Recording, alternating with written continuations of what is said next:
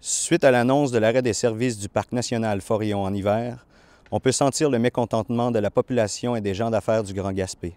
Le 19 novembre 2012, Télégaspé s'est rendu à la première manifestation populaire afin de sonder le pouls de la population.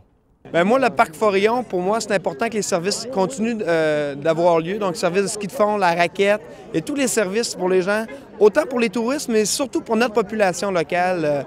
Moi, je suis un enseignant d'éducation physique, puis je crois beaucoup aux environnements favorables. On parle beaucoup dans différents comités là, de créer des environnements favorables. Bien, moi, je pense qu'on a un environnement favorable ici au parc. Il faut le garder, il faut le valoriser, il faut être fier de ça.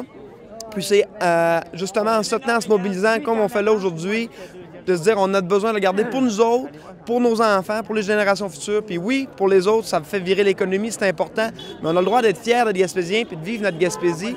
Puis pour moi, un Gaspésien, c'est... Oui, il y a des Gaspésiens qui sont nés ici, qui sont à Montréal, à Québec, à l'extérieur.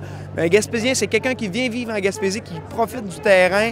Puis il ne faut pas que ce soit une raison de ne pas venir en Gaspésie, de dire, écoute, les installations sportives ou l'environnement n'est pas favorable. Moi, je veux continuer de profiter de ce que j'ai vécu jusqu'à présent, puis je veux que mes enfants le fassent aussi. Si vous voulez que les choses changent, partagez cette capsule.